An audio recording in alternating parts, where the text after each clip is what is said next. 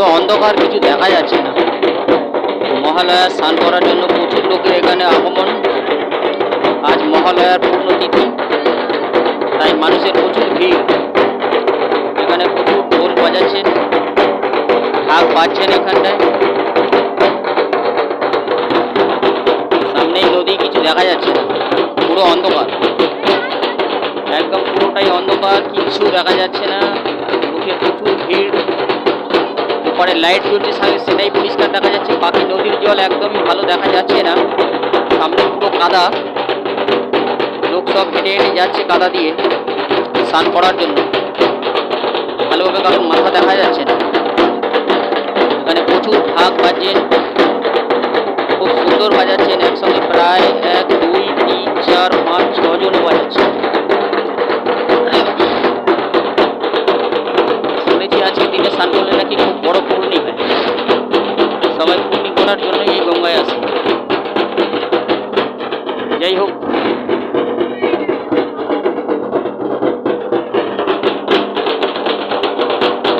প্রচুর লোক এখানে, সবাই নামছে স্নান করার জন্য।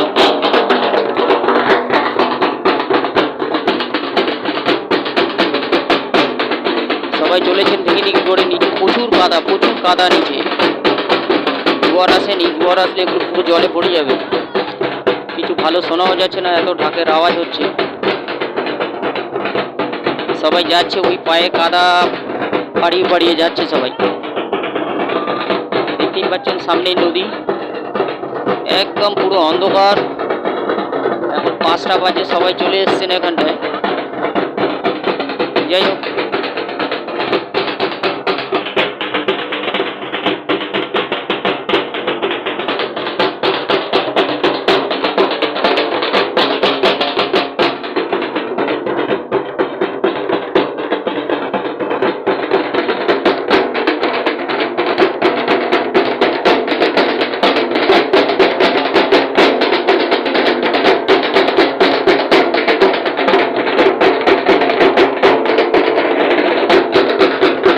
খুবই সুন্দর বাজাচ্ছে এরা।